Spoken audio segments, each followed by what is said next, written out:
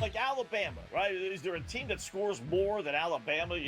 No, right? But they're actually an under team over the last couple of years because their numbers are so high. You get these Americans in Queens College or Denver. Who the hell's betting on them, right? Nobody. So the lines stay low. They're just like, no one's hopping all over them. But every time you see an Alabama game, you're betting over, but you're losing money because the numbers are so big. In-game live, only on SportsGrid. He's out again. Anthony Davis is injured once again and is going to miss time with the Dallas Mavericks for a minor groin strain. Likely will miss a few games. And I don't even know what a few games is to Anthony Davis because Anthony Davis seems to always be missing time. Pro basketball today, only on SportsGrid. Maybe if the Raiders draft Mendoza, they don't want to rush him into it.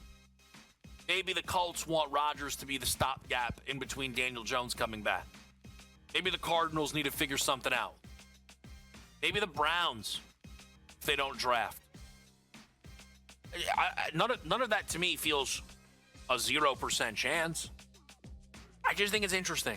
Game time decisions, only on SportsGrid. I know exactly what Patriot Nation is screaming this morning. It's Drake May time. Give him the trophy. MVP. Stop it, please. Just sit down. Yes, Drake May has had a nice season. But let's be real. He has played a JV schedule of defenses. He is carving up the easiest slate of defenses in the NFL this season. Congratulations on your beatdown of the Jets. The early line, only on SportsGrid.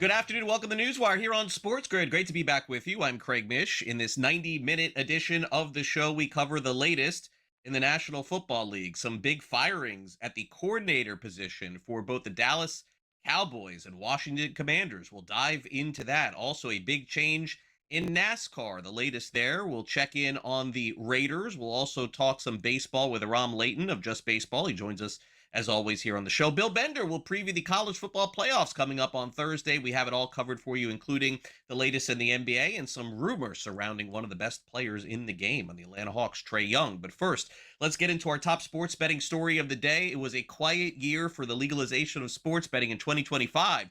Could we get a bounce as far as states legalizing online sports betting here in 2026? Certainly seems possible. Lawmakers in Wisconsin and Mississippi are expressing belief that online sports betting could come this year. Of course, in terms of Mississippi, they were one of the first to legalize sports betting in general, but just in retail, in the casinos. So this would generate additional funds to the state for pensions, and healthcare would happen also in Wisconsin as well, something to look forward to later this year.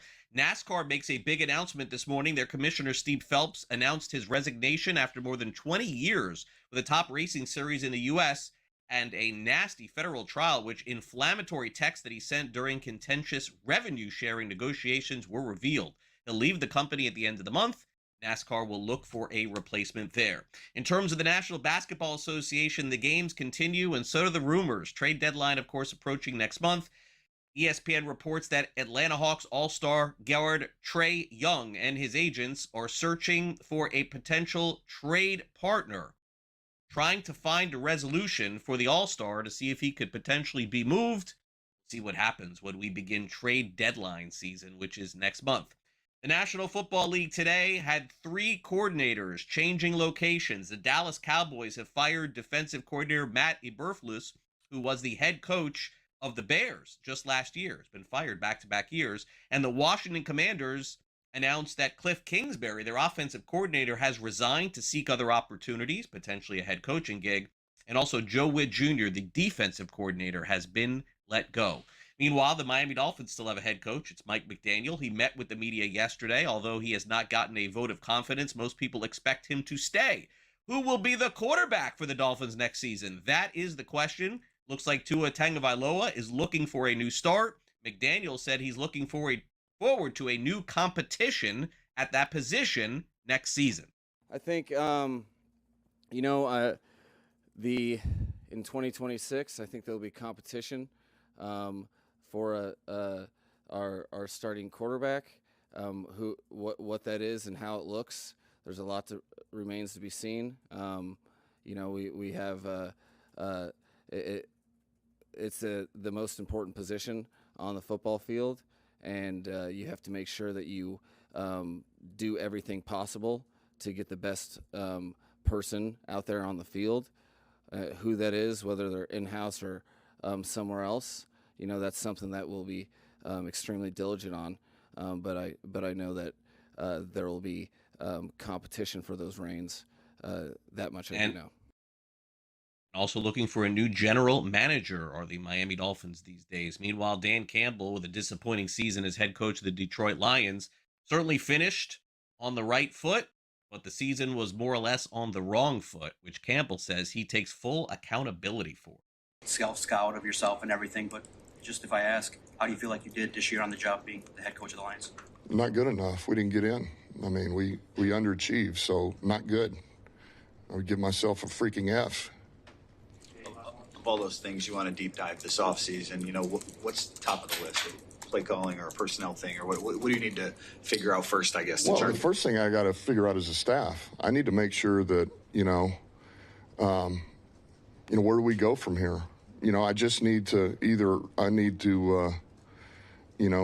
make sure that I feel good about, where the guys are at, the positions they're in, or do we tweak a couple of things, move a couple of guys? Do we, do we stay pat? Those are the things I got to sort through. That's the first for me. That's what I got to get through. And I got to do some digging here. While the Giants will dig for a new head coach, hiring that head coach presumably will be their GM, Joe Shane, who will be back for another season despite his 22-55-1 record as Giants GM. Shane weighed in on another disappointing campaign for his Giants. Yeah, Art, for me, it's, early on I made mistakes. I'm fortunate to have great ownership here where you're allowed to stub your toe and try to course correct. And over the last couple of years, we've been able to add a franchise quarterback. You've been able to add a number one receiver in Malik Neighbors, who again I'm looking forward to getting him back. And there are the defensive line, the pass rushers. There's pieces in place that also make this an attractive job. So looking at where we're going, where the build is, what the plan is moving forward, and seeing the vision through is why I think that's the case, Art. Move on to the NBA. You see there, Matt Eberflus fired, by the way. I mentioned that earlier. He is no longer the defensive coordinator of the Cowboys. In terms of the NBA, hottest team go figure, Los Angeles Clippers. They've won 7 of their past 8 and are chasing down another playoff spot after it looked like their season was over. They beat the Warriors 103-102. Steve Kerr ejected. He's had his issues with the refs lately, but the issues are really how to stop Kawhi Leonard. 24 points again last night, 12 rebounds, playing like an MVP again. Here's Ty Lue, head coach of the Clippers, talking about their recent hot start. Just staying poised and just trusting.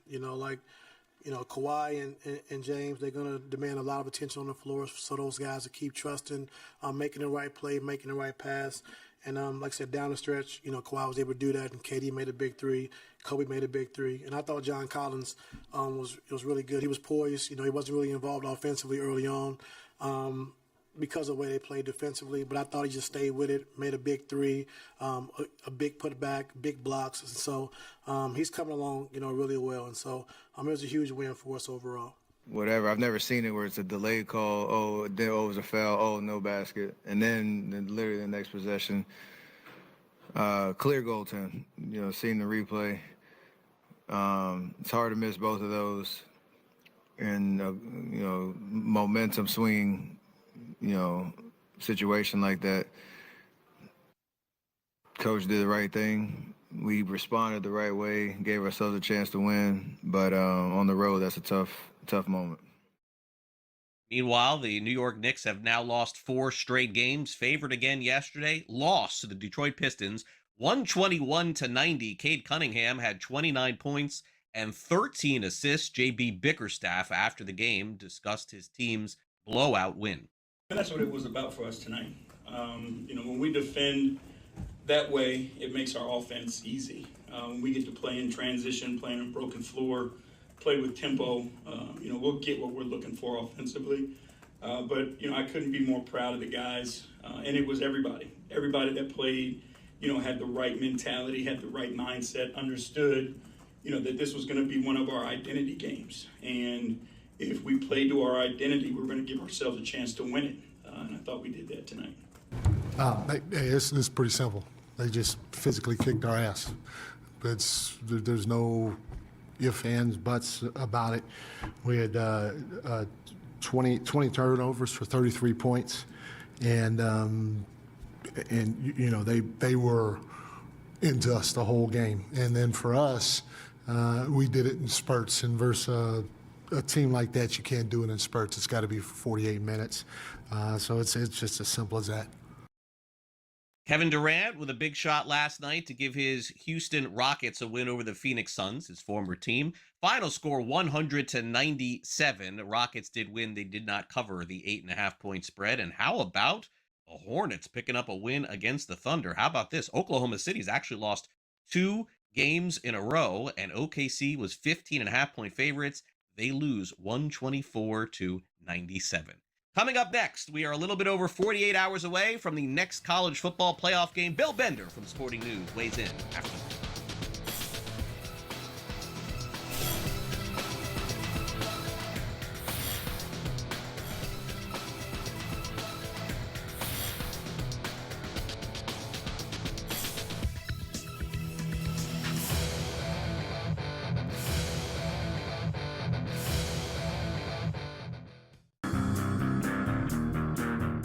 LeBron James gets that news today. What is today? Today's his birthday. Oh, I'm sorry. The greatest birthday gift that LeBron James has ever gotten is the reality, the smack in the face that he's no longer an all-star. The Craig Carden Show. Only on SportsGrid. He's out again. Anthony Davis is injured once again and is going to miss time with the Dallas Mavericks for a minor groin strain. Likely will miss a few games. And I don't even know what a few games is to Anthony Davis, because Anthony Davis seems to always be missing time. Pro basketball today. Only on SportsGrid. I know exactly what Patriot Nation is screaming this morning. It's Drake May time. Give him the trophy. MVP. Stop it, please. Just sit down. Yes, Drake May has had a nice season. But let's be real. He has played a JV schedule of defenses. He is carving up the easiest slate of defenses in the NFL this season. Congratulations on your beatdown of the Jets. The Early Line. Only on SportsGrid. It's going to open up Pandora's box. But I will say this. I do believe players that sign now, like Najee, should not be eligible now, but should have to sit out and come back in next year. It's just a slippery slope. And I agree with people like Tom Izzo. I don't like it at all. College basketball today. Only on SportsGrid.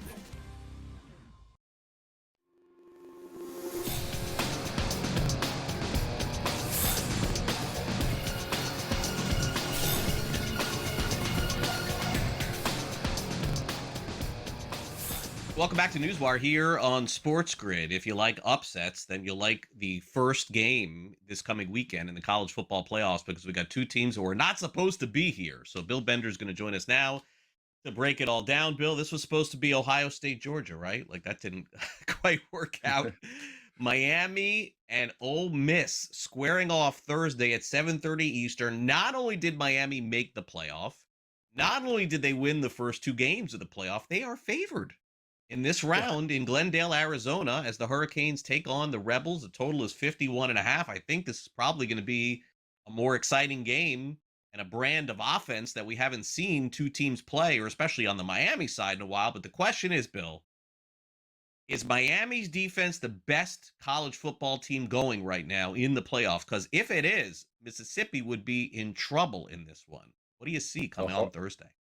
Hard game to gauge because of two converging factors. One, Ruben Bain with 16 pressures in 2 playoff games. Think about that. That's just ridiculous what he's been able to do for that Miami defense that has, quite frankly, been the story of the first 2 rounds. And then Trinidad Chambliss, 4 games in the last 5, 300 or more passing yards. He heated up against Georgia. We talked about that.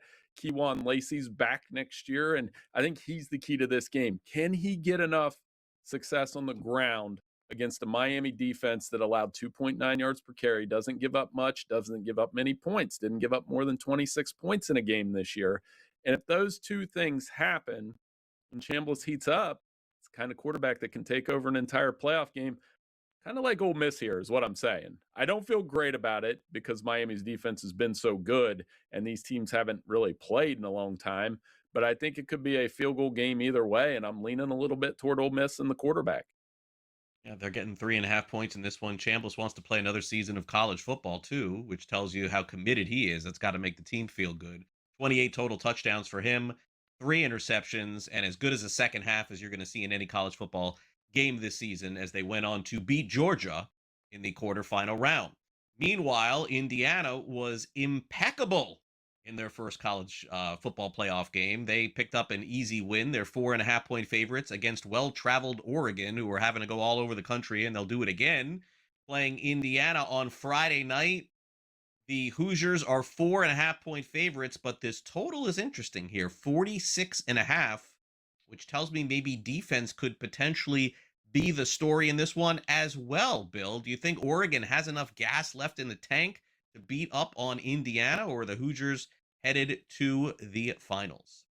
It is so bizarre to sit here and talk to you about Indiana being the overwhelming favorite in the college football playoff. They've been amazing so far around Fernando Mendoza, that passing game, a relentless rushing attack, and good defense. They match up well against each other. There's no question in a rematch of that first game where it's really going to come down to who takes risk with Mendoza and Dante Moore and who doesn't make mistakes when they take those risks. Dan Lanning hasn't seen a 4th down he doesn't like. He went for it 8 times against Texas Tech. They were 3 of 14 the first meeting on 3rd down against Indiana. So I think we'll see a handful of those decisions in this game. I like Oregon to keep it close, but you just can't go against Indiana at this point. Not how they looked in the Rose Bowl, not how Kurt Cignetti has them playing at a high level on both sides of the ball. I like Indiana to win by a touchdown, meaning we get Indiana Ole Miss in the CFP championship game, just like I had it in August. Oh, yeah. I mean, think about that going back to the beginning of the season. Imagine picking those 2 teams to go to the, or even Miami for that matter. It's crazy the way that this has gone. I keep comparing it to the NCAA tournament. It feels exactly the same way. Meanwhile, right now over on FanDuel, Fernando Mendoza is the favorite to be the number 1 overall pick. He's minus 450, followed by Dante Moore at plus 430. That second pick's going to be interesting. I think Mendoza's going to the Raiders without a doubt. And there's Miami's Ruben Bain at 17-1. He'll be a first-round pick without a doubt. By the way, Mendoza playing his best football of the season, arguably right now, last couple of games, 36 touchdowns, 6 interceptions on the season, 72% completion percentage. He is well worthy of the Heisman and is going to look good in black of the Raiders coming up in a couple of months. Meanwhile, the transfer portal, Bill, is wide open. So this is the big story now going in college football. Texas Tech gets their new quarterback. They pick up Brendan Sorsby, who threw 27 touchdowns and 5 interceptions this past season. So as we can see, the chips are starting to fall a little bit. What do you make of this move for Texas Tech, picking up Sorsby? Another aggressive one. Played very well in the Big 12 this year. He did. I mean, off the rip in the season opener against Nebraska, gave Cincinnati a chance to win there. Dual threat quarterback. That was what was lacking for Texas Tech in that matchup against Oregon. They could not get anything going offensively. So you bring in a guy like Brendan Sorsby, ignite that offense. We can debate the price tag all you want, but this is the going rate for FBS quarterbacks right now, at least what the rumored totals are going to be. And he was kind of the prize of these transfer quarterbacks. So I have no problem with Brendan Sorsby landing there. We'll see how he does. I think the next domino is going to be Sam Leavitt. We'll find out whether it's LSU, Miami, somewhere like that. And of course, Dylan Raiola. Those are the names to watch. Yeah, Without a doubt. There's some good quarterbacks still in the transfer portal, by the way. It looks like DJ Lagway, by the way, former Gator, could end up at Florida State. He visited them. We have Dylan Raiola, Sam Levitt, Drew Mestamaker, and also, real quick, I did see this morning, if I'm not mistaken, Bill, that Georgia Tech's transfer quarterback ends up as a Gator at the University of Florida, and so he joins his former offensive coordinator there. That has to be a pretty good fit for the Gators, but again, we thought that with Billy Napier. We thought that with DJ Lagway. You just don't know these days. Yeah, there's a lot of uncertainty. Aaron Philo, as a guy that played in limited reps for Georgia Tech, was very successful. Maybe he fits with Buster Faulkner, his offensive coordinator that came along with John Summerall. I do think, it's hit or miss with these guys, but there's no denying, look at the Heisman Trophy. The last guy that won a Heisman Trophy as a quarterback that wasn't a transfer was Bryce Young. That's no longer the normal. So you got to hit on these transfer quarterbacks. Also, like Josh Hoover going to Indiana, he could pick up right where Fernando Mendoza left off. Yeah, without a doubt. All right, Bill. Well, enjoy the rest of your week. It's a very big Thursday and Friday as we figure out who ends up in South Florida playing for the College Football Championship on January the 19th. Thanks again for coming on Newswire. Have a great rest of your week. I appreciate it, Craig. I'll talk to you next week. Bill Bender, Sporting News, joining us here on the show. Coming up next, it's the SportsGrid Sound Off. We'll get a preview of the games coming up on Saturday and Sunday in Wild Card Weekend in the National Football League. You're watching Newswire here on SportsGrid. We'll be right back. Don't go away.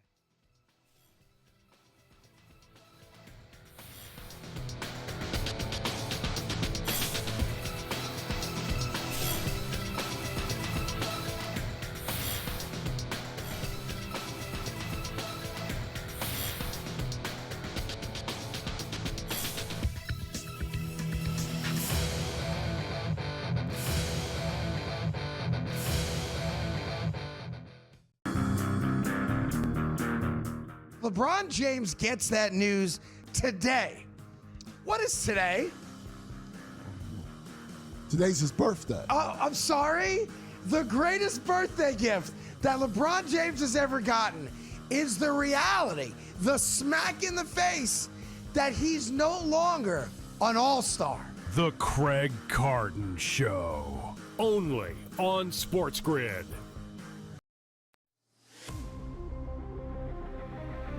He's out again. Anthony Davis is injured once again and is going to miss time with the Dallas Mavericks for a minor groin strain. Likely will miss a few games. And I don't even know what a few games is to Anthony Davis because Anthony Davis seems to always be missing time. Pro basketball today. Only on SportsGrid. I know exactly what Patriot Nation is screaming this morning. It's Drake May time. Give him the trophy. MVP. Stop it, please. Just sit down. Yes, Drake May has had a nice season. But let's be real. He has played a JV schedule of defenses. He is carving up the easiest slate of defenses in the NFL this season. Congratulations on your beatdown of the Jets. The Early Line. Only on SportsGrid. It's going to open up Pandora's box. But I will say this. I do believe players that sign now, like Najee, should not be eligible now, but should have to sit out and come back in next year. It's just a slippery slope. And I agree with people like Tom Izzo. I don't like it at all. College basketball today. Only on SportsGrid.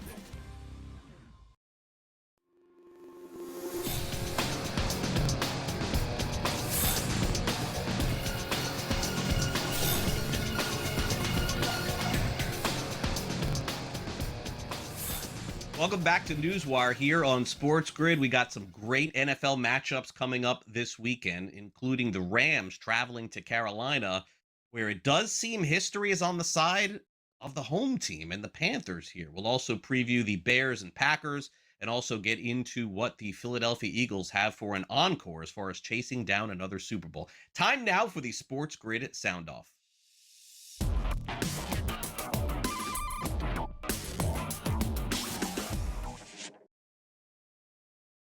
Let's start off with the biggest underdog of the weekend. That's the Carolina Panthers and Dave Canales. They're getting about 10 points at home this weekend against the Rams. Biggest number of the weekend without a doubt. Reason why: Panthers backdoor their way into the playoffs. But now it doesn't matter anymore. So Saturday at 4:30 Eastern, see if the Rams can hold court and the Panthers pull off the big upset. Here's Dave Canales with a preview. We're just really excited and grateful, fortunate to be in this position. Really proud of this group. Really proud of the coaching staff, everybody involved, the players, coming together and, really finding a style of football that put us in position. And, while we're sitting around waiting for, the outcome of the Falcons and Saints game, at the same time, it's just a lot of hard work put into this season and taking advantage of those championship moments along the way. And here we go. We have another one right in front of us. Just really excited about being back in Bank of America Stadium one more time. We left this stadium after the Seahawks game. Not sure if we're going to get another opportunity, but to have one more chance in front of our fans with the energy that it was like, especially down the stretch this season, it's a really exciting opportunity for us, and we're excited for it. Meanwhile, we've got a huge game coming up on Saturday night. It is the Lions. Actually, not the Lions. What am I talking about? It is the Chicago Bears on Saturday night, seeing if they can knock off their division rival, the Green Bay Packers. Ben Johnson, in his first season, has taken the Packers not only to the playoffs, but a division title. Here's Johnson on this rivalry renewed Saturday night. Listen, excited about the new opportunity here, turn the page and start this new season that we keep talking about. I think it's a great opportunity in front of our home crowd. Can't wait to see what that looks like on Saturday night. You can try to describe it as much as you can, but until you go through it yourself firsthand, I think that's the best way to learn. I think we got a lot of veterans that have been here before, so they know what that's about. And they can certainly share those experiences with the younger guys. But my experience has been this is where the details and the fundamentals come out to the forefront. As simple as it is, it's the blocking, it's the tackling, it's the proper catching of the football, ball security, taking the ball away. It's all those little things that show up the most when the lights are the brightest. And finally, one line move this week. The Philadelphia Eagles went from 3.5 to 4.5 point favorites when they take on the San Francisco 49ers Sunday at 4:30 p.m. Eastern. It's a heavyweight battle with both of these teams potentially on their way, if they can win, and then having to go to Seattle and knock them off on the way to the Super Bowl. Here's Nick Sirianni on defending the title and squaring off with San Francisco. Obviously, Jalen's a great player and has had a lot of big game experience.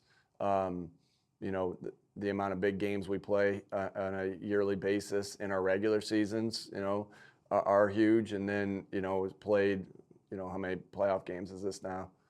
8, 9, somewhere in there. This will be his 10th. This will be our 10th. All right. So, that's huge, right?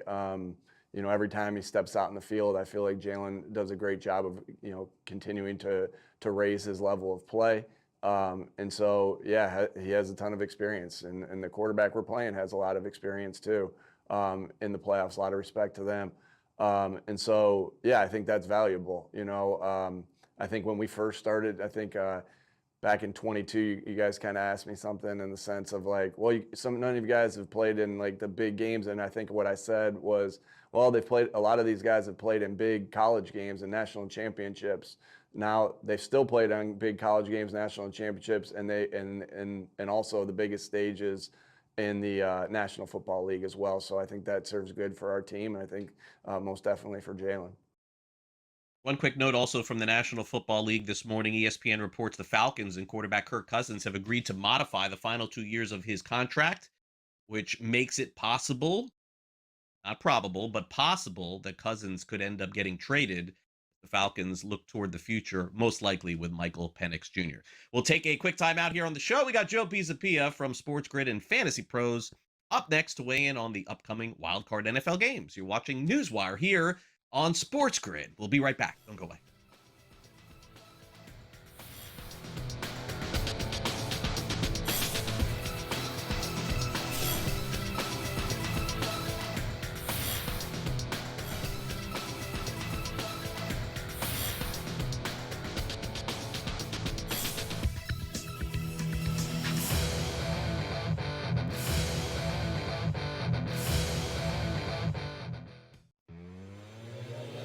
like Alabama, right? Is there a team that scores more than Alabama? No, right? But they're actually an under team over the last couple of years because their numbers are so high. You get these Americans in Queens College or Denver, who the hell's betting on them, right? Nobody. So the lines stay low. They're just like, no one's hopping all over them. But every time you see an Alabama game, you're betting over, but you're losing money because the numbers are so big. In-game live, only on SportsGrid. He's out again. Anthony Davis is injured once again and is going to miss time with the Dallas Mavericks for a minor groin strain. Likely will miss a few games. And I don't even know what a few games is to Anthony Davis because Anthony Davis seems to always be missing time. Pro basketball today, only on SportsGrid. Maybe if the Raiders draft Mendoza, they don't want to rush him into it. Maybe the Colts want Rodgers to be the stopgap in between Daniel Jones coming back. Maybe the Cardinals need to figure something out. Maybe the Browns, if they don't draft. None of that to me feels a 0% chance. I just think it's interesting. Game time decisions, only on SportsGrid. I know exactly what Patriot Nation is screaming this morning. It's Drake May time. Give him the trophy. MVP. Stop it, please. Just sit down.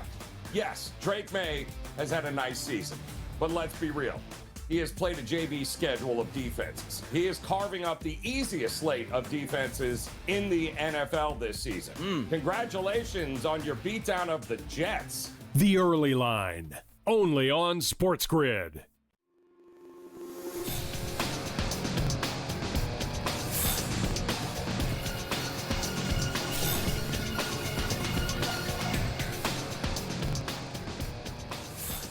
Welcome back to NewsWire here on SportsGrid. Great to have Joe Pisapia. You can catch him on Fantasy Sports Today, this and every Sunday throughout the NFL season. Also over at Fantasy Pros, and also has the Fantasy Black Book series out, not just for football, but baseball as well, as baseball season is fast approaching.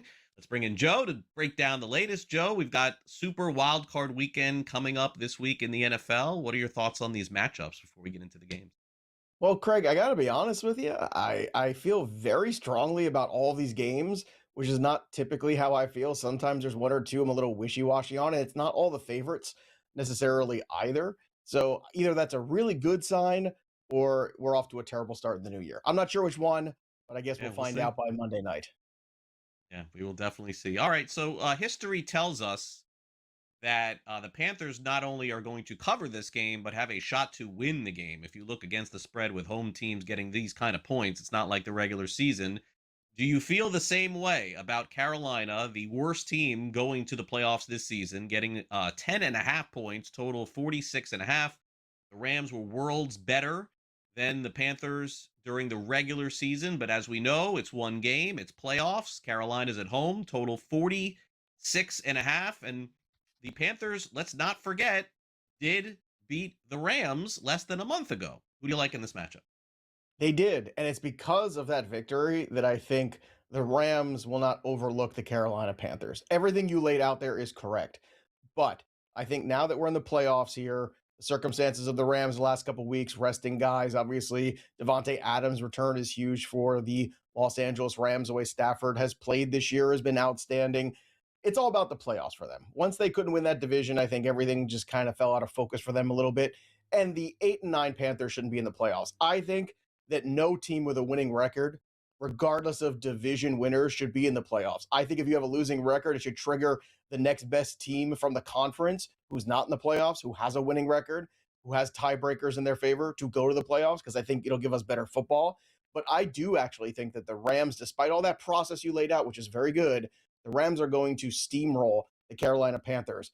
Better quarterback, better coach, better personnel on both sides of the football. I don't trust the Carolina Panthers defense. And the way the Panthers have fallen apart here towards the end of the season as well, I got zero faith in them. And just because they beat them in the regular season, to me, it means absolutely nothing. This is the playoffs where those big-time teams show up, and the Rams will. Very, very hard to handicap the Panthers this season. They win, lose. Just a very difficult team here. Panthers did win the last one. 31-28, and Stafford probably outside of that Monday night game probably had his worst game of the season, which was back in Week 13. He had two bad games: Monday night, and then that against Atlanta, and then this game against Carolina as well. All right, so Joe, what are the odds makers telling us on this one? The Bears in the playoffs, winning the division. They're at home. It's Saturday night. It's in Chicago, and they're a little bit of an underdog. Packers -1.5, total 45.5. Bears have played really good football down the stretch. The Packers have not, but the odds makers are telling us Green Bay is a better team than Chicago. Does that matter on Saturday night? I don't know if it does. And I will say this, when Micah Parsons got hurt, I think the air went out of the balloon for the Green Bay Packers. You've had injuries to Jordan Love, injuries to Josh Jacobs. This team is just not healthy. I don't think they're equating that enough. And I will say this as well, that Week 18 loss that the Bears took at home to the Lions and Ben Johnson basically tore into those guys. I think that's the best thing that could have happened to them. If they had won that game, they're coasting into the playoffs, reading their own clippings, believing the hype about how great this Bears turnaround is, and it has been very good. But I think that discipline of coming off of a loss in division to the Lions like that is kind of a wake-up call for this team that has played above their expectations. And I think all week in practice, that's probably sticking with them and sticking with Ben Johnson. So in a way, I think that loss will help carry them to a victory this weekend. I think it was the best thing mentally that could have happened to them, and for the coaching staff to be able to refocus them to say, hey, look, you've done nothing yet. Let's not believe all the hype quite yet. Let's get back to basics. Let's get back to work, and let's beat the Packers. And I think that they've shown they can compete with the Packers, and this version of the Packers and their health right now, I just think is too much for them to overcome. And I don't think they can get a victory in Chicago. It's going to be a very, very fun, tight game, I would imagine, on Saturday. I probably think the same thing will happen Sunday at 4:30 Eastern when the 49ers take on the Eagles.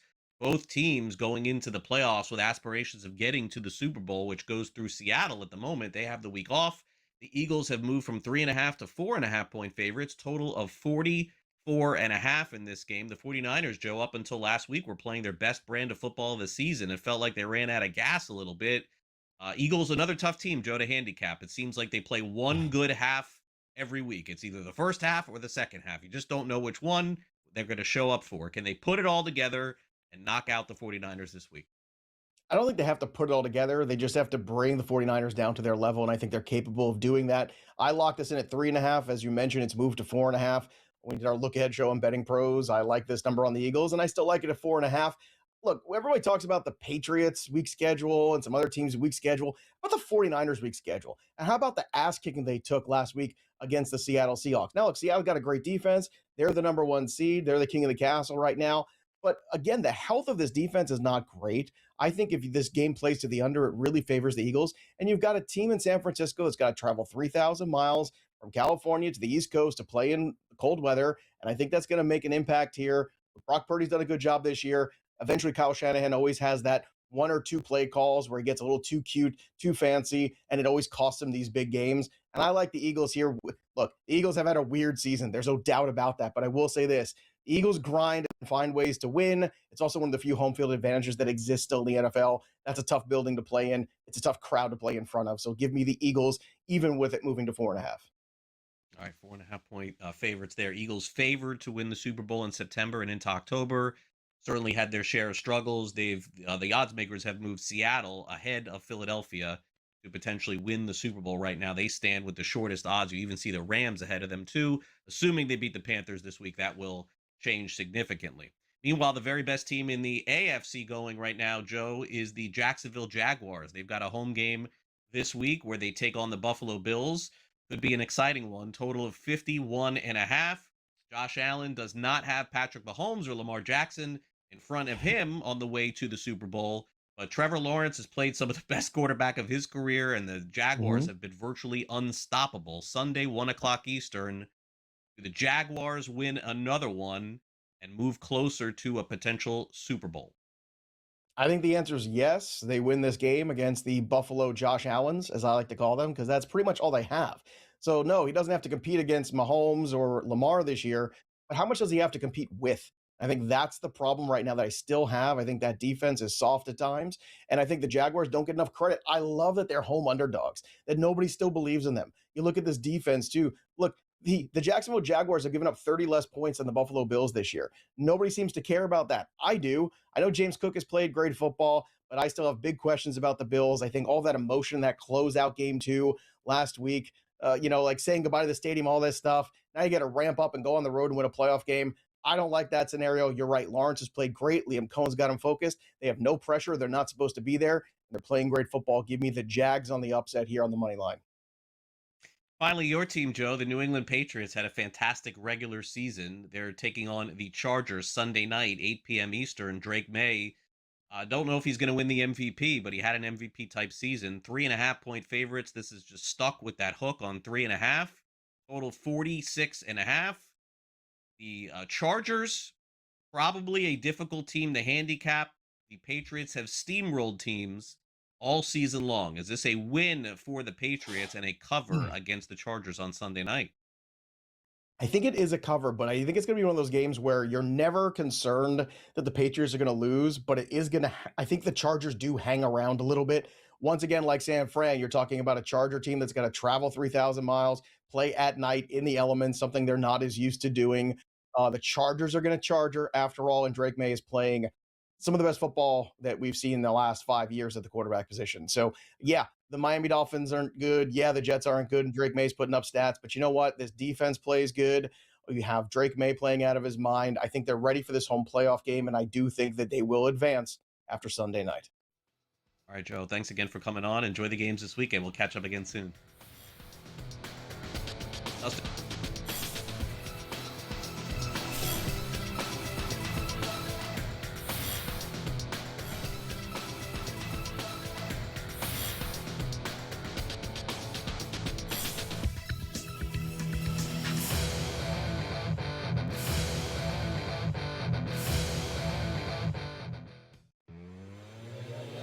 Like Alabama, right? Is there a team that scores more than Alabama?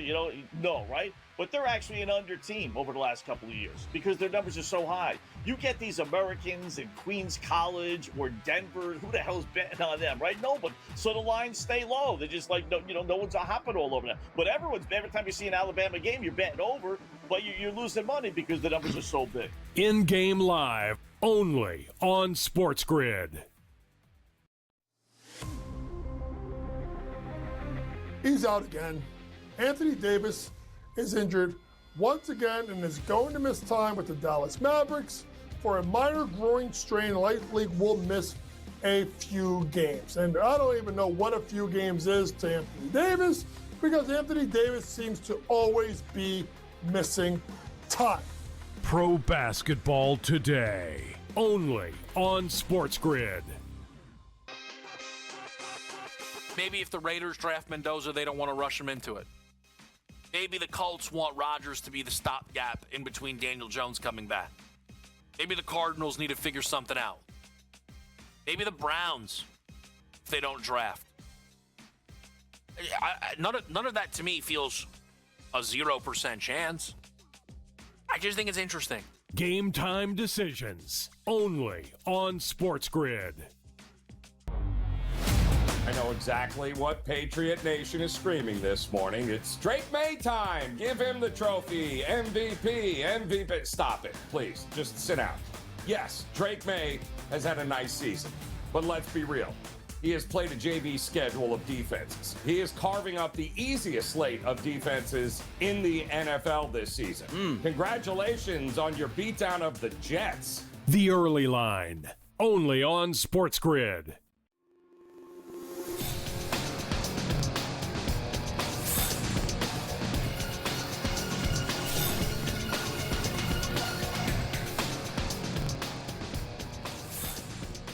Welcome back to NewsWire. Great to have Dustin Gawker in the house. You can catch him on his Substack. Make sure you subscribe to it to learn more about the very latest on sports wagering. And, of course, this madness with prediction markets. For those of you unfamiliar, we've been covering it with Dustin. He's rejoined us now here on NewsWire Weekly. Dustin, Happy New Year. Thank you again for coming on the show. Let's start off with the most popular app going right now. It seems like in the App Store, it's Kalshi. Hitting a new record in terms of trading. So this train still on the tracks and heading in a good spot for them. Yeah, with the last week ending on Sunday, we saw almost $2 billion in trading volume at Kalshi. That's a record for them over the past year as they've ramped up their sports betting. About 90% of that is on sports events, with the rest coming on things like cryptocurrency and elections and entertainment, all these other things that they have. Most of this is sports. They had $400 million of volume just on the final day of the NFL season on Sunday. So obviously still leading into sports and a lot of activity. The question will be with obviously the football season winding down, we're in the playoffs, fewer games. Does all this growth continue? And do they just all these things that they're doing? They're number one in the app store for finance apps. A lot of times they are onboarding these massive companies like Coinbase, where people can trade on prediction markets too. Does the growth continue despite the fact that the sports calendar is going to ramp down a little bit here with the absence of football? That will be the question that we're following here in January and February. We also know that Kalshi heading into March Madness, that was kind of when they broke through on the sports betting front, when they allowed betting on the NCAA men's and women's tournaments, had a ton of volume on that, like $500 million just on tournament games back when they're still kind of getting ramped up. So it'll be really interesting to see, to track how Kalshi is doing. Again, a lot of that volume is happening at Robinhood, a finance app where a lot of these markets are being traded via Kalshi. Dustin, the big political story certainly around the world this week was the United States invading and capturing the president of Venezuela. Polymarket was the subject of a lot of discussion surrounding this because there was a potential insider trading on this, somebody predicting essentially when the United States would do something like this, which led to a congressman putting out a bill on prediction markets. So is this the straw that broke the camel's back, so to speak? Something happening in the world of politics and in the United States and abroad that could potentially bring it down?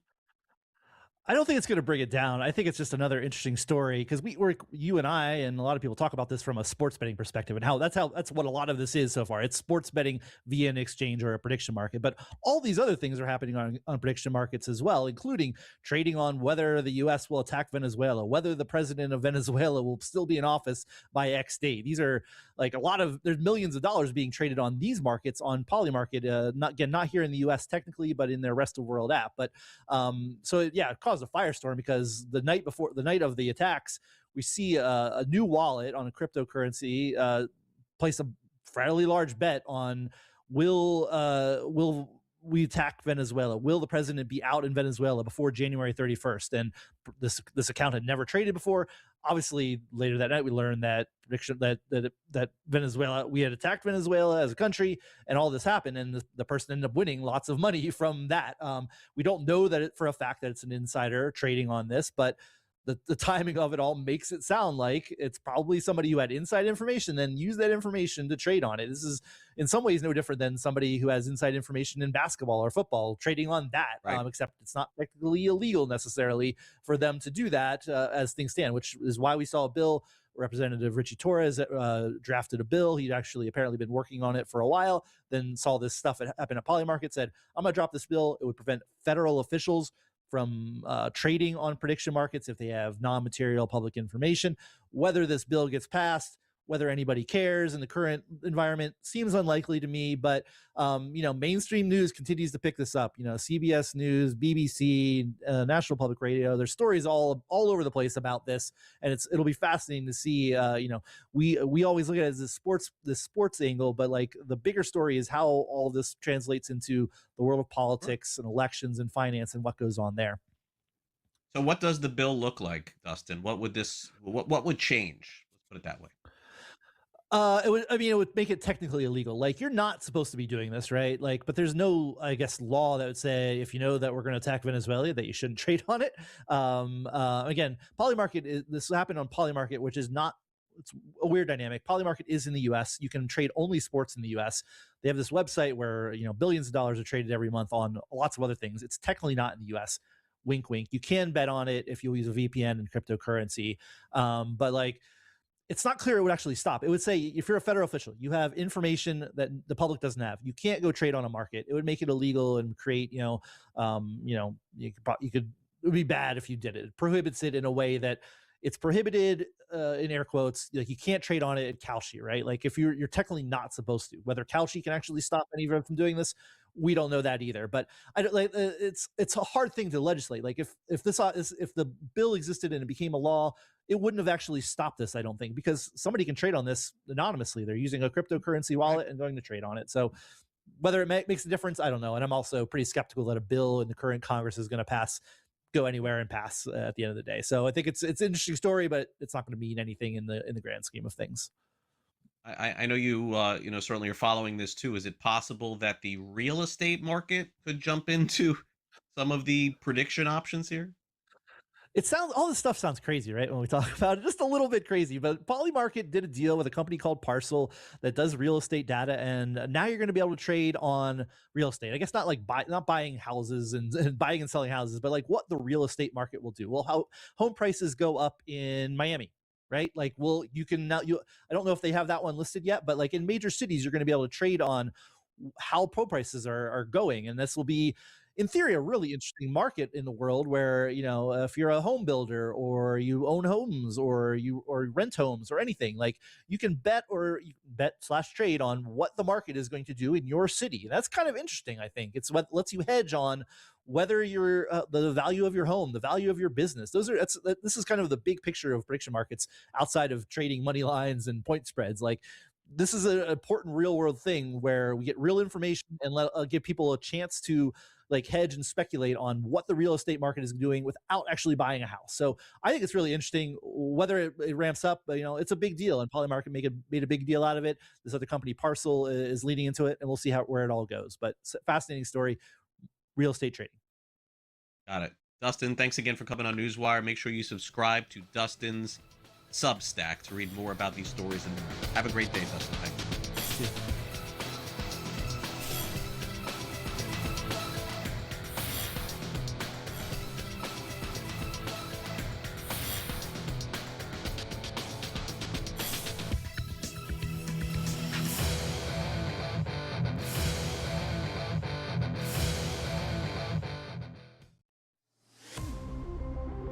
It's going to open up Pandora's box. But I will say this. I do believe players that sign now, like Najee, should not be eligible now, but should have to sit out and come back in next year. It's just a slippery slope. And I agree with people like Tom Izzo. I don't like it at all. College basketball today, only on SportsGrid. Sometimes those coaches do get the axe regardless of what the owner said just a few short weeks ago. But sometimes, Joe, you can't have it both ways. Like a Jets fan, you probably want them to tank. They're doing a really good job of that by not even being competitive at this point. But at the same time, you sort of want it to be, yeah, we're not competitive winning games, but it looks like we have a future. We might have found our quarterback. We got a good foundation. Nothing is going right. The Early Line, only on SportsGrid.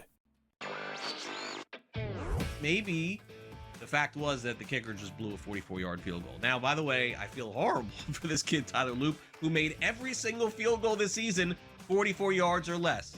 But the extra point that was missed just before that by Chris Boswell was the only extra point that he missed all season long. So did they bless that same holy water when Boswell missed the extra point? Come on, guys. Let's get it. NewsWire, only on SportsGrid. The Steelers get their touchdown, and they miss the extra point.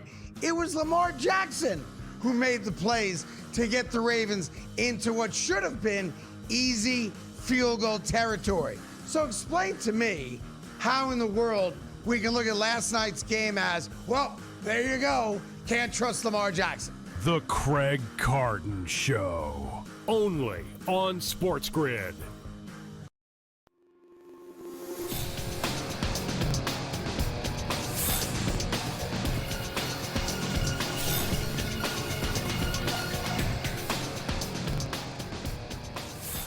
Welcome back to NewsWire here on SportsGrid. Our next guest is going to be really busy over the next few months. First pick in the draft, need of a new coach. Wow, what a team to cover right now. ESPN's Ryan McFadden joins us now, covers the Las Vegas Raiders for ESPN. Ryan, great to have you here on NewsWire. And I guess that's putting it mildly. Like, the Raiders are always that organization that keeps you guessing.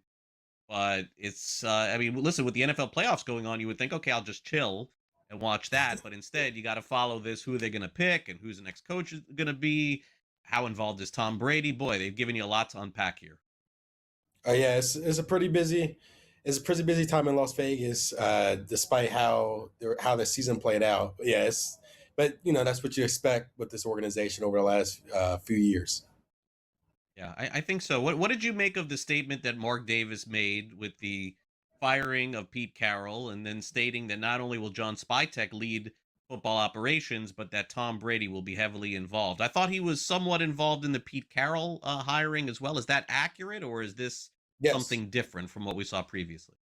Yes, no, Tom Brady has his hands on things within the organization. That's what Mark Davis wants. This is not something that they're trying to keep under wraps. This is on the record. Mark Davis said multiple times when he brought in Tom Brady, this was an opportunity for him to bring in a football mind that he felt he hasn't had in the organization in a while. So yeah, I expect it to ramp his involvement to ramp up now with John Spytek, a guy that they had a relationship with back when they were together at Tampa Bay, when Spytek was assistant general manager and Tom Brady was the quarterback, and then they also spent the season together playing football at Michigan. So yeah, it's not surprising how of Mark Davis's statement. It's just this is what he wanted from Tom Brady when he signed on to be minority owner. So it remains to be seen how that plays out. He did have his hands on in terms of bringing Pete Carroll here. He swung and missed and trying to bring in Ben Johnson, Matthew Stafford. Those things didn't play out. He did sign off on Geno Smith being the starting quarterback. So, early moves so far, didn't play out in the organization's favor. But we'll see how it looks moving forward, where it looks like Spytek and Brady is going to be more in line in terms of, who they're going to bring as a head coach, who they bring in as a draft, and other roster decisions moving forward. Yeah, I thought that if I'm being frank here, I thought the Pete Carroll thing was a little bit interesting to me, because I did think that Pete Carroll probably got a little bit of a raw deal here. But I also, in watching the Raiders, thought that the team was too talented to be the worst team in the NFL. That's what I thought going into the season. Like, I thought maybe they'd win 6 games or 7, get lucky with 8. But they were just so bad. So what went south so quickly for them? And I know Carroll kept alluding to injuries, but every team has injuries this time of the year. I don't know what to say about that. Well, it's a lot.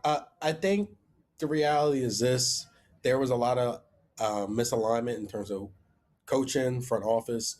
If you look at it as a whole, you bring in Geno Smith, pair him up with Aston Genty and Brock Bowers. Yeah, you anticipate them being an explosive offense, and don't forget about Jacoby Myers they had on the roster, who when they traded him to Jacksonville became one helped Jacksonville become one of the more explosive offenses in the league, and are in the playoff right now, and then they rewarded him with a 3-year, $60 million deal. So you thought, oh yeah, they have the pieces to work, but when you look through things and you follow this team, overall, they really lack the overall talent needed to win games. Now, I was one of the people that believed that 5 to 6 wins was kind of like their benchmark.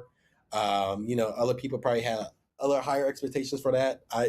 They really lack the depth, and that's where the injuries coming apart. Where if you saw, or like Colton Miller went to IR after week 4 with an ankle injury, that led to a significant drop off with the offensive line, and that was an RA unit that already lacked talent overall. So it's the talent.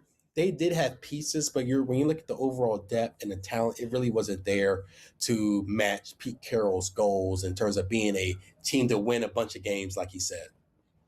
Got it. Well, Ryan, we'll follow you and follow all the Raiders developments in Las Vegas this off season, which essentially is not an off season with everything going on with them. Thanks again for coming on NewsWire. Really appreciate it. Thanks so much for having me. Take care.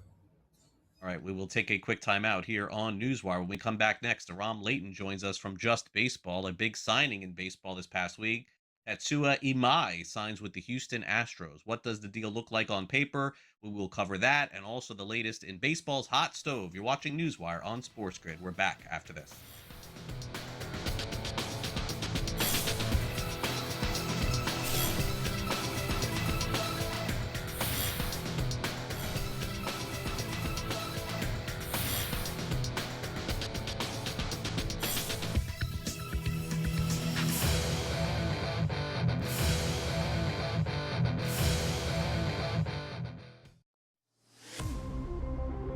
It's going to open up Pandora's box. But I will say this.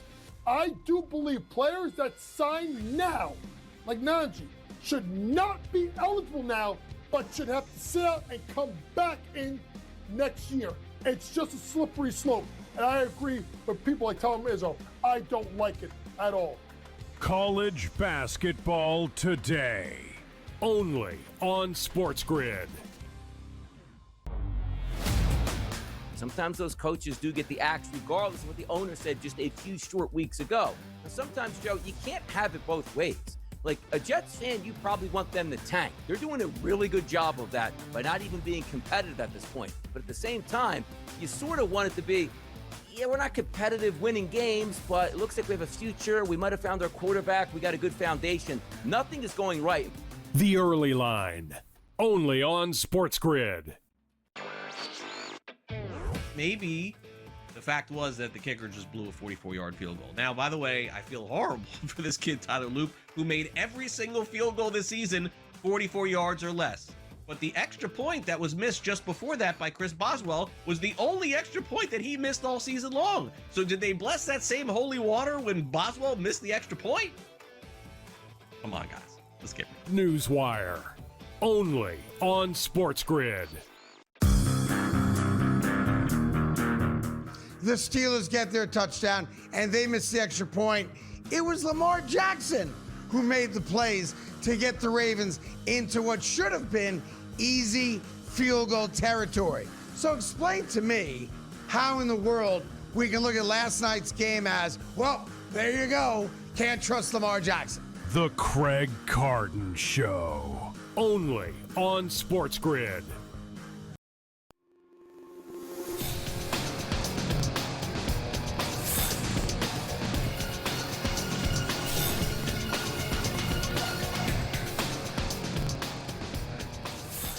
Just Baseball coming your way in less than 30 minutes here on SportsGrid. Let's check in with Aram Leighton. We've got the latest on the hot stove and everything happening in Major League Baseball with Aram, who weighs in each and every Tuesday with us here on the show. Aram, thanks for coming on. Appreciate it. And, of course, you could read all of their columns over at justbaseball.com. Okay, so we did have one pretty significant signing this week. It was a slow week, as you would expect in baseball. The hot stove certainly has to pick up pretty soon here as we're getting closer to spring training. But the one notable signing was a forced one because there was a deadline. So Tatsuya Imai, who all we were hearing this offseason was a $150, $200 million player. Well, so much for that. That didn't happen. His stats were fantastic overseas, but it did not lead to this mega contract that everybody predicted 2 months ago it would. So why was everybody wrong here, Ram? It is interesting. I think the talent is still that of a pitcher who can, be worthy of $100 to $150 million. And I do think that there were more offers on the table, from what I understand, probably for a little bit more money, but not in the patented Boris 1+1+1, plan B that he always pushes his clients towards when the market maybe doesn't materialize quite to the way that they wanted. And this is still a really player-friendly deal, I think, in a lot of ways where, based on the incentives, it can get up to $21 million, but also the fact that he could just opt out after 1 year. And I think a lot of the concerns that teams had of, okay, you have a guy that cut his walk rate in half from his career average in 2025. You had a guy that, adjusted his arm angle and found more success at the top of the zone. All of these things that you can't really bank on 4 years of data. You're banking on 1 year of really, really good data and 3 years of pretty good data. I think teams wanted to see a little bit more before they gave up nine figures. I don't think Imai has to do much in 1 year in Houston to show teams that. Like, I don't think he needs to be that guy immediately. I think if he shows 160 innings at a low fours, I still think he opts out, and I still think he ends up getting a pretty big payday. So I think it worked out well for him. I was also just fascinated at how I don't want to use the word desperate, but how willing the Astros were to give up a lot of money and a lot of downside to just get 1 year of MI here while staying under the competitive balance tax there. Yeah, very close to the tax. I know that that's where they are. And so I think this closes the book on bringing back Framber Valdez. We have not heard a word about him, and he's been their best pitcher for years. And so right now, it would appear Hunter Brown, who of course is their ace, he'll go into the season. Christian Javier, Imai, and then a lot of questions after that. Lance McCullers Jr., who I like a lot, has just unfortunately never been healthy. And when I mean never, I mean never. And then Mike Burrows, of course, who they just got in the offseason. We'll see if that can translate into him starting 20, 25 games this season. Again, the starting five is never the same in June that it is in March, but that's the story for Houston. All right. Meanwhile, the Toronto Blue Jays, as they await a decision on Kyle Tucker, most people feel like they'll be at least in the mix there. They do get some nice offense to complement their offense in Kazuma Akamoto, who also had a deadline to sign. His numbers also impressive overseas and didn't break the bank necessarily. So why did the Blue Jays opt to go this route as opposed to maybe somebody else, even their own guy like Bo Bichette or maybe Alex Bregman or someone else? Is doesn't seem like a financial deal. The Blue Jays seemingly willing to do whatever, and that shows you a couple of years ago when they were trying to get Shohei Ohtani as well. So they land Akamoto. What does it mean for their lineup? I think it makes a lot of sense because he fits the bill of what they like with the defensive versatility and the way that they're going to be able to mix and match here. It's a similar skill set to Addison Barger. It looks different, but it's a similar skill set for a guy that can play third base, corner, outfield, and also probably a little bit more comfortable at first base than a Barger is with the experience that he's had. But what I like about it is because of that versatility, because of what Akamoto brings to the table, you can be better off with him, but not be out on some of these other players that I'm sure they still want to sign. But it's abundantly clear at this point that the Tucker thing is not going to sort itself out anytime soon. The Bregman thing's probably not going to sort itself out anytime soon. And then Bichette thing's probably not going to sort itself out. And this, with the NPB players or KBO players with a posting fee, like, as you mentioned, there's a deadline. So you don't want to swing for the fences and then end up missing out on, a double here as well. And I think with the versatility that Akamoto has, they still have the ability to go target and then mix and match the way that they want with that lineup. And I love the way that the Blue Jays, even if they don't make any other moves, can set themselves up matchup wise. Ernie Clement crushes lefties. Andres Jimenez should never see a lefty. You look at Barger, maybe you shelter him from lefties now. Akamoto's a guy that had an 1100 OPS against left-handed pitching last year. So it unlocks a little bit of mixing and matching there lineup wise. And I think that's something that the Blue Jays are probably going to lean into even more this coming season. One player that at least appears to maybe sign before the other ones could be Cody Bellinger, whose market certainly is narrowed at this point. And one of those teams could be the New York Yankees, who, of course, have a lot of familiarity with him. And last night on Yes Network, Jack Curry of the network reported that Bellinger there's a gap in the signing there. I reported this past week that the Marlins and the Yankees were talking about Edward Cabrera. I just don't see that happening. He said nothing is imminent. I can tell you that it's probably lower than that at this point. And then Bo Bichette, who I think will probably get a nice contract too, unlikely. So, I mean, I think it's probably as simple a ROM to me is that they end up with Bellinger and that's their offseason. At least that's the way that I view the Yankees at this. How about you? I kind of see it the same way. And I mean, if there's a significant or just a decent gap between Bellinger and the Yankees, they would have to really think highly of Kyle Tucker, I think, then for there not to be a gap between them. And I think Tucker's just comfortably a better player, but clearly they're not, I think, jumping out of their seats to spend big money this offseason. At least that's the way that it's looked. And so maybe something will look a little bit different. Maybe they'll surprise us. But I think with the way the market has kind of set itself up, I think Bellinger clearly had a lot of success there. There's little reason not to go back. I think he has obviously a good relationship with Aaron Judge. The team's had still a decent amount of success, and I think they need him. I think the skill set that he brings is important for that team, and he can plug a lot of different gaps, and especially just with what he can do in center field, I still think is really valuable. So I agree. I just don't know if there's a better fit than him going back to where he's already been successful and comfortable. And, I think clearly his teammates want him there as well. And I do think that's going to ultimately matter a little bit, especially when Aaron Judge is the one that's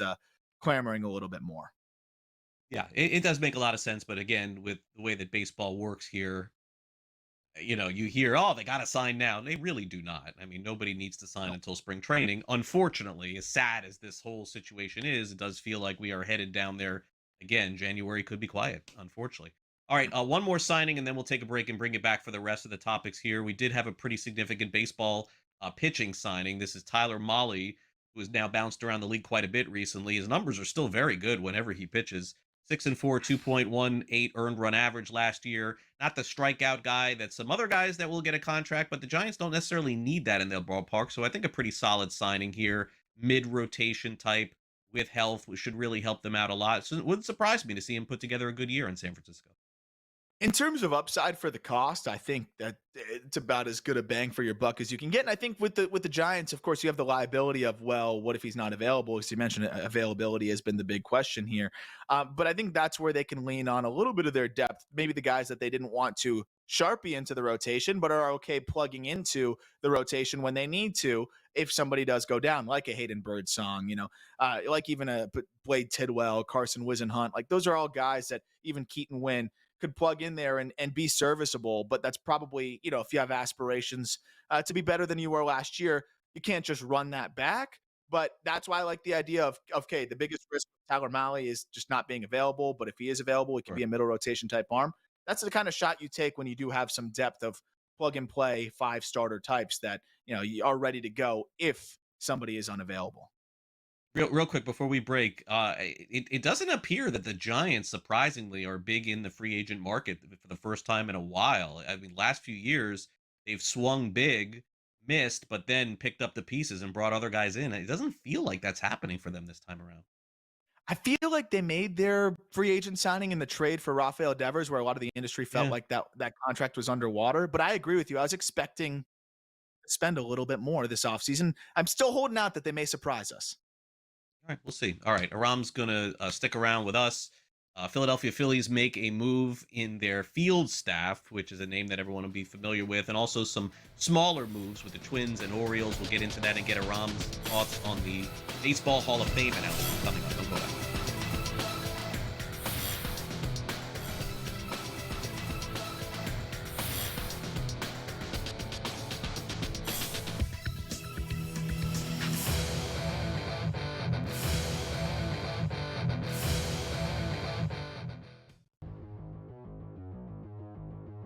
Let's play a little buy or sell. I think it's pretty evident that despite being one of the best tight ends in the history of the NFL, Travis Kelce's play and physicality and everything, with all due respect, took a big step back. This was easily his worst physical season of all. He just didn't look like himself. Travis Kelce will retire after the season. Buy or sell? Yeah, I'm probably 60-40 on this that he retires. The only thing I'd say that maybe he returns is because he doesn't want to end the way it ended, not making the playoffs and that sort of thing. But let's just say for Gales and Mahomes, he isn't going to be ready for September or October. And unless they get a really good veteran quarterback, maybe he doesn't want to deal with that either. Go through a training camp and he may not make the playoffs either next year. So I'm probably 60-40. I think he's done. Too bad. Hall of Fame career. I guess good luck with Travis Swift and your podcast with Jason. I'm buying this. Andy Reid addressing this question this week. Why? He could have just deferred and said, I don't know, we'll see. Fully answered the question about this maybe being his last game. What does that tell you? He knows. Everybody knows. I'm not 60-40, 90-10. I'm on buy. Bo Nix versus Caleb Williams. You'd rather have Nix over Caleb Williams in a dynasty league. That's a tough one. I think I'm going to go Caleb here, mainly because he has more running ability than Nix. I think he'll also stay healthier than Nix. I might like his receivers more as well. He's got a Dunze. He's got you got DJ Moore. You got the good tight ends here. Probably do lean towards Williams here. Not by a hell of a lot. It wouldn't be an easiest choice here, but I'm going to go with Caleb Williams here. I would agree. It's not that I think that Ben Johnson is a better coach than Sean Payton. I think Ben Johnson is better for Caleb Williams than Sean Payton will be for Bo Nix. I think running is going to be a big part of what Denver does in the future. So there you go. I'll sell. Fantasy Sports Today. Friday, starting at 3 p.m. Only on SportsGrid.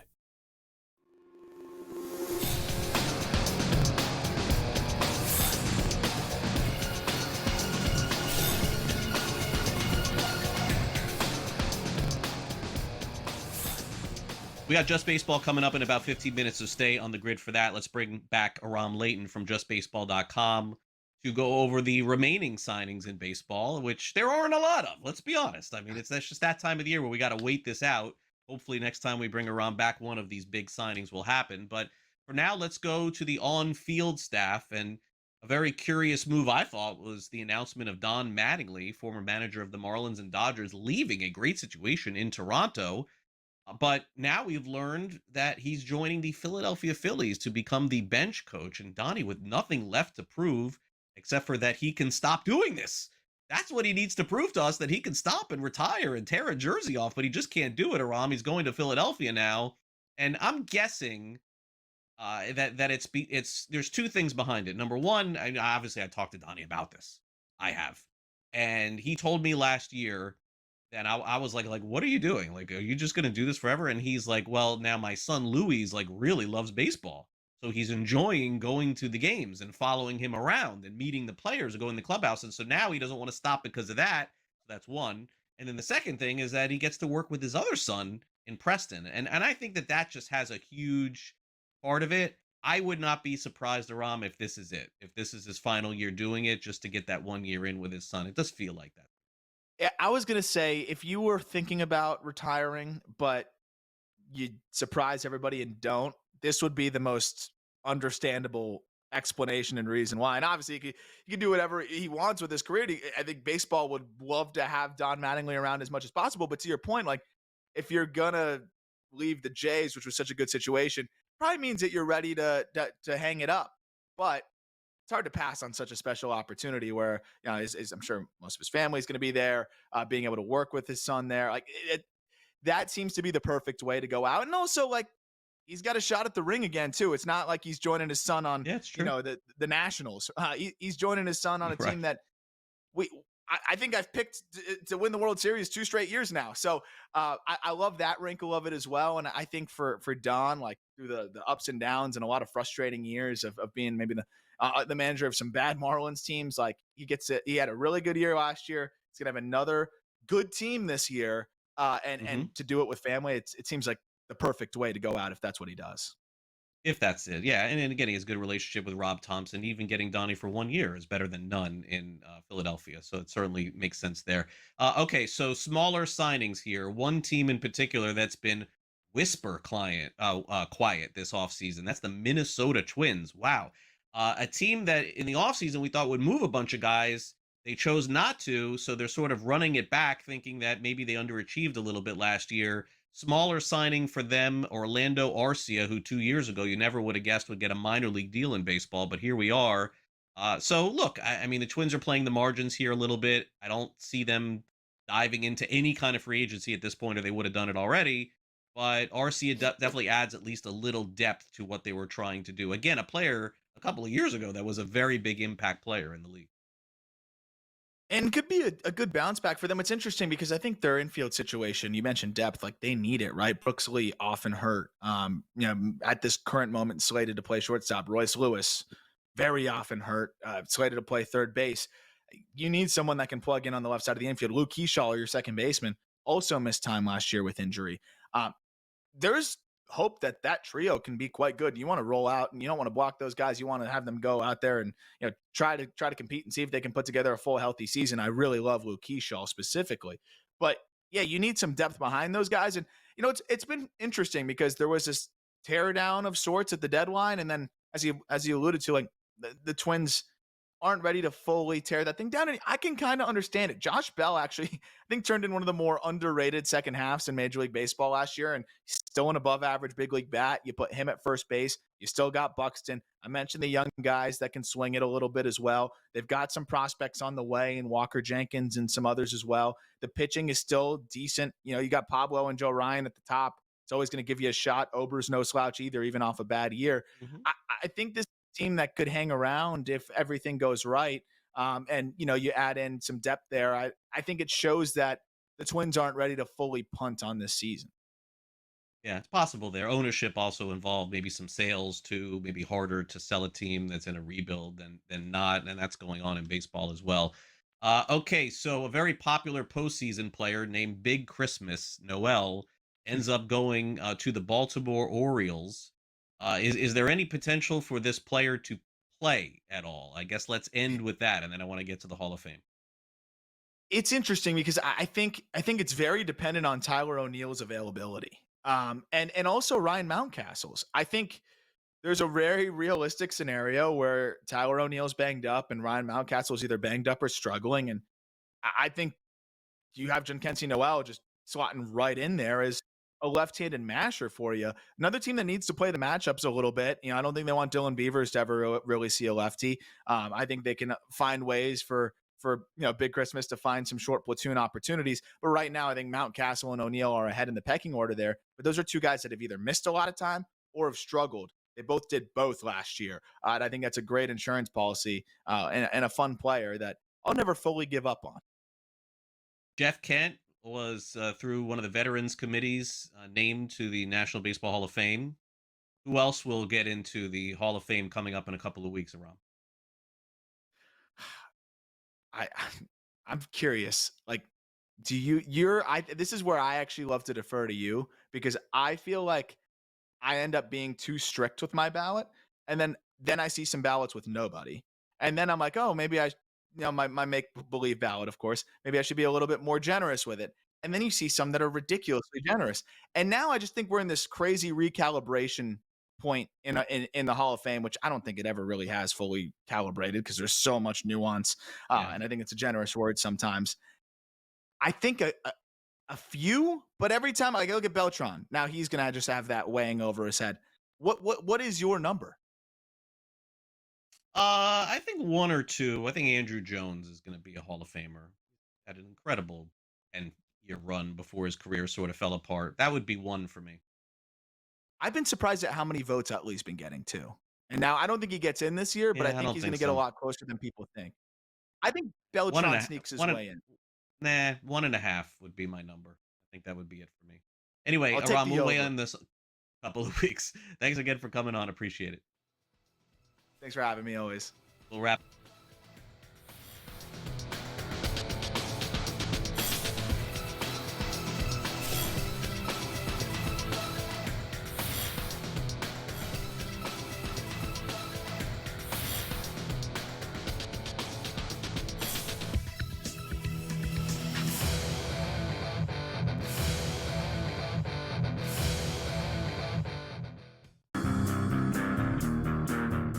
LeBron James gets that news today. What is today? Today's his birthday. Oh, I'm sorry.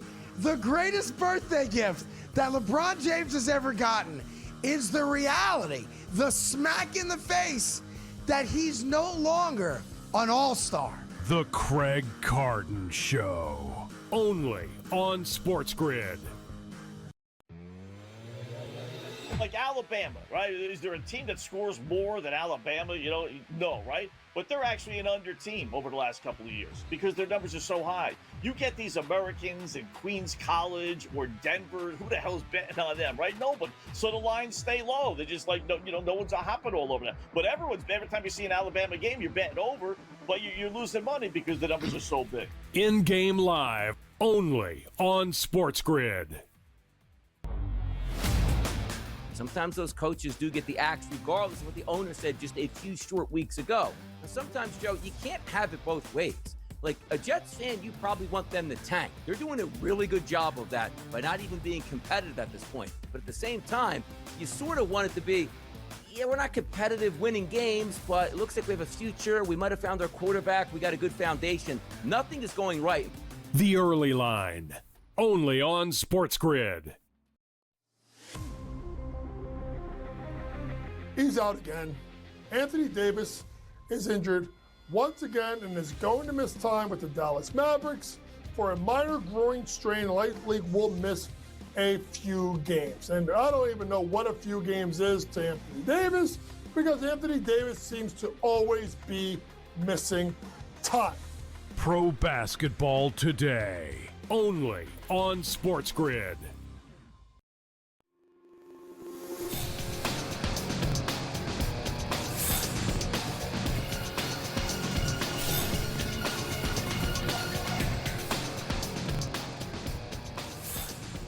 Welcome back to NewsWire here on SportsGrid. One of the stories we're following, and we'll see where it goes today, is it does appear there's a lot more to this Washington Commanders coordinator story today.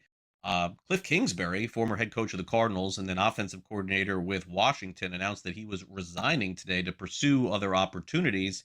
And according to several reports, it looks like that caught some people by surprise, including quarterback Jaden Daniels. Kingsbury, very well thought of as an offensive coordinator, didn't go particularly well in Arizona, but actually went better than it did for Jonathan Gannon, who took over after he left. We'll see where Kingsbury ends up. By the way, Commanders are going to need a new offensive coordinator moving forward. All right, as we wrap up the show, exciting FCS championship last night. We'll get into that. Also, a really nice gesture from an all-star on the Seattle Mariners to his home country. We'll get into that and a whole lot more as we wrap up this edition of NewsWire with some last licks.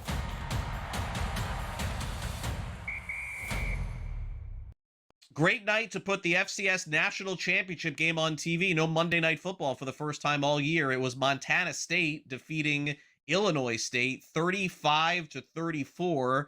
An insane game to finish. Illinois State tied the game on a 25-yard touchdown pass with 5 minutes to go. But with less than a minute to go, Montana State blocked Illinois State's 37-yard field goal, returned it the other way. Then Montana State snapped the ball over their quarterback's head for a loss of 20, so they couldn't kick a field goal. Went to overtime. Illinois State got the ball first, scored on a touchdown. Their extra point was blocked, but then Illinois State's defense held up for 3 downs, forcing a 4th and 10. Montana State threw a 15-yard touchdown, and due to the extra point block before, Montana State's extra point ends up being a walk-off winner for the national title in FCS. Just because you're not playing Division I football doesn't mean it can't be exciting. That was definitely the case last night, so congratulations to Montana State for capping off the 2025-2026 National Championship. Meanwhile, last night in an NBA game between the Detroit Pistons and New York Knicks, something was shown that I had no idea actually existed. Now, you may remember J.B. Bickerstaff has a very popular father. His name was Bernie Bickerstaff. Bernie Bickerstaff, a coach for a long time in the National Basketball Association.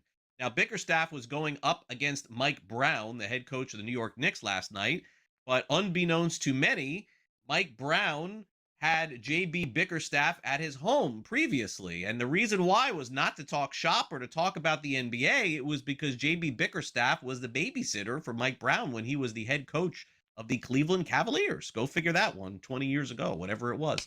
So, oh, Mike Brown babysat J.B. Bickerstaff. Okay, I got it. Now we're clear on that. Yeah, like it's just crazy to think that all of these years going back and forth with coaches and their kids, I honestly thought that Bernie Bickerstaff was a pretty good head coach. If I want to look back in history, I'll see that he got fired like 4 or 5 times. I wonder if Bickerstaff would get Mike Brown fired for potentially being his babysitter. Who knows? All right, we'll wrap up the show here with a great note from Julio Rodriguez of the Seattle Mariners, MVP candidate every single year. In the Dominican Republic, over the weekend, he made an investment exceeding $25 million for the renovation of the Municipal Stadium in Loma de Cabrera. It's a new stadium that features artificial turf and a professional lighting system, a batting cage, cafeterias, bathrooms, and all the amenities. Julio Rodriguez from the Dominican Republic had a lot of his countrymen there, including Junior Caminero and O'Neal Cruz, and several other Dominican-born players who christened the new stadium. As you can see there, there's Julio sitting there at home plate. Always love to see players going back home and building stadiums. This is going to really help a lot of the kids, the folks in the Dominican Republic. All right, that'll do it for our show today here on this Tuesday. I want to thank our great guests here on the program, Bill Bender from Sporting News, Joe Pisapia from Fantasy Black Book, Dustin Gawker from his great Substack, and certainly thanks to all of our guests that appear each and every week. As a reminder, we've got a college football playoff coming up. If you want to get a preview of the University of Miami, Mississippi game, we will check in with Manny Navarro on Thursday from The Athletic. He'll give us a full preview here on the show as we get closer and closer to kickoff. Also, for those of you still making sports bets this time of the year, if you want to track all of your bets, I have a place that you could do it and stream all of our shows free and live. It's just by downloading the SportsGrid app. You can take out your phone, whether it's iPhone or Android, and scan this QR code. The iPhone and Android phones will scan this thing and get it right into your phone quickly. You can watch our shows 24 hours a day, 7 days a week, including in-game live, game time decisions, The Early Line, and of course, our show here, NewsWire as well. Craig Carton and many other of the great shows that we have here on our network. Thanks again to our director, Luke. For my producer, Frank, I'm Craig Mish. Enjoy the rest of your Tuesday and Tuesday night. We'll see you back here Wednesday for our next edition of NewsWire.